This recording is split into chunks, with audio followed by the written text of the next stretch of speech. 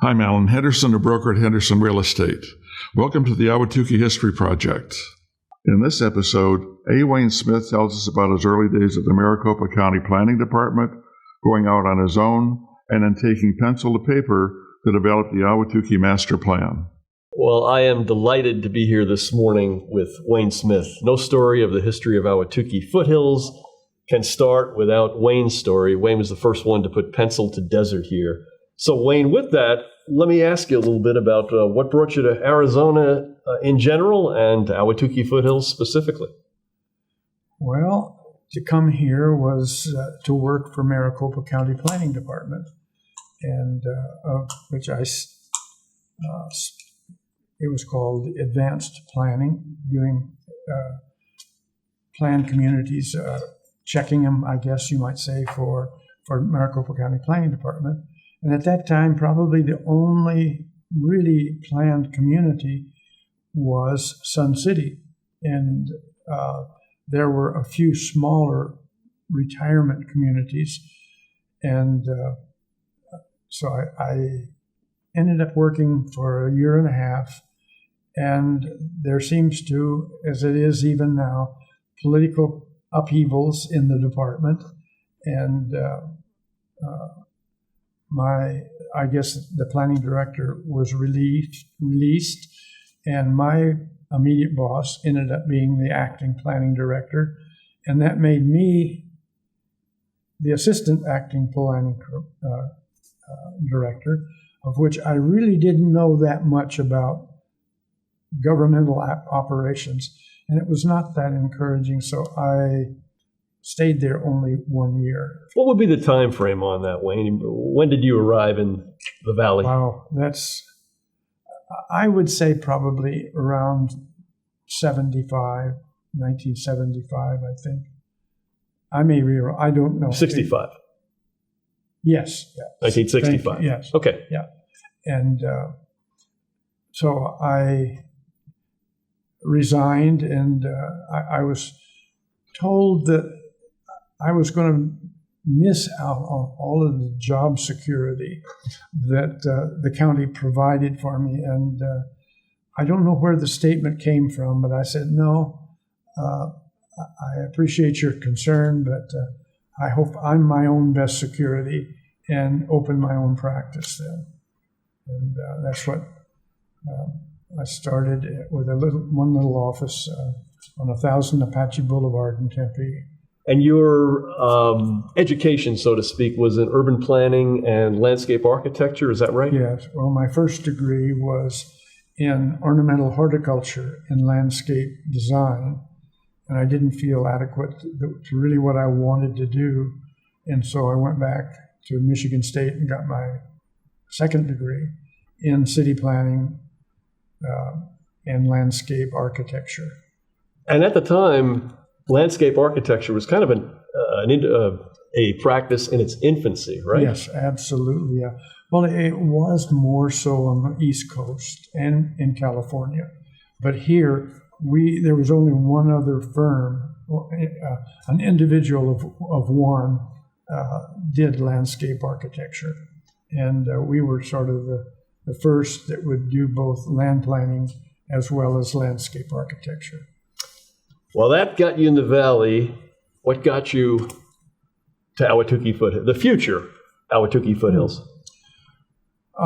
It was interesting because I bought a little house not too far from my office on Rural and Broadway. And my neighbor across the street was a land broker, and he presented, it was the property that Ahwatukee is on, to Randall Presley. And I guess in the process, Mr. Presley asked, because in California, most projects were done, they were planned and not engineered. And so I guess Mr. Presley asked, is there somebody that can do a master plan? And that's how I was introduced to Mr. Presley. How about the time frame on that? When would you have been introduced to Presley? again, I'm slipping a little bit on. I think from previous conversations, 1970s about the year, I would say right? 70s, yes. Okay. And it was, I probably about the 70s was when he came over. He called and asked for an interview with us, and I didn't know much about Presley. I did know about the planned community leisure world, and I knew Mr. Presley and Ross Cortese I think they were competitively good friends. And and Mr. Presley came over, set up an appointment, and came to our little office. It was a very small office. And this was in Tempe? In Tempe, yes, just south of Broadway on Rural Road. And much to my amazement, this very large stretch limousine came in our little teeny parking lot, and it was so big that he got stuck in it and couldn't turn around. And I thought, well, this is going to be the end of this short relationship. Yes. Either he was going to be my office mate or else. But anyway, we had a very nice agreement. And he seemed to be content that we could handle what he wanted done.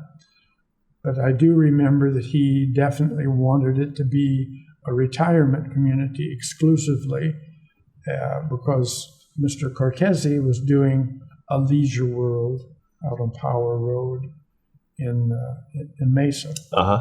They were going about the same time. Right.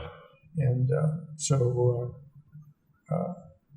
as we started doing the master plan, we had a operation we called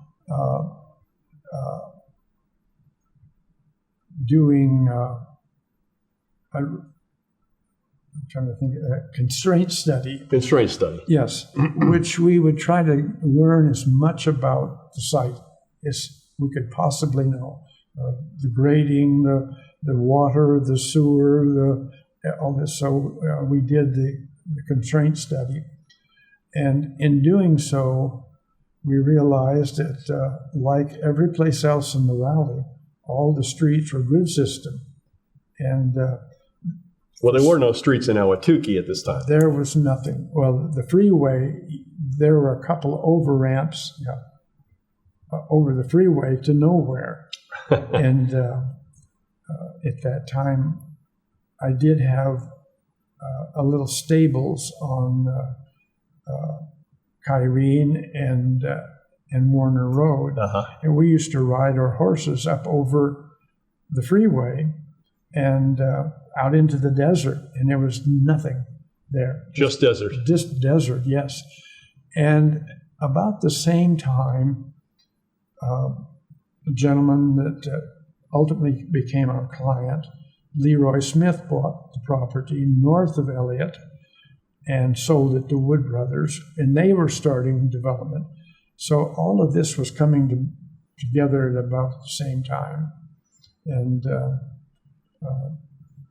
it's kind of amazing how fast it started development there.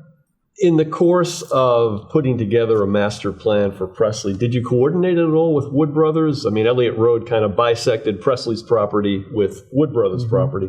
Was there any overlapping there?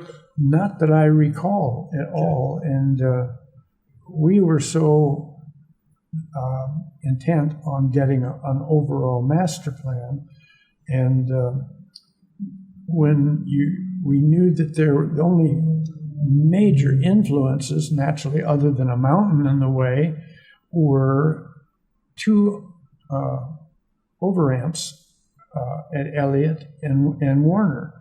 And to try to figure out how to develop a way that they would tie together.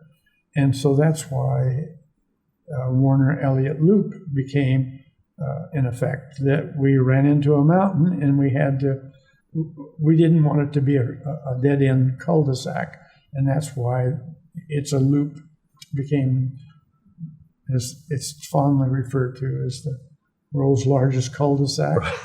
Which We owe that to you. well, not to me. It was to the mountain. If the mountain was not there, we probably, because at that time, it's called MAG, Maricopa Association of Governments, were very intent on having streets, running on horizontal, More of the grid system? Yes, that was their intent, and some of the other projects we did, we were able to convince them that in California, they were able to get emergency services to their curvilinear street patterns, that it might be okay that we could do it here. Right. And it was a major effort when we were doing the master plan for McCormick and Gainey Ranch that they had. We were able to get curvilinear streets, so that they acquiesced and said, "Okay, well, right, you can't put all those people in a dead end street up against the mountain." Right.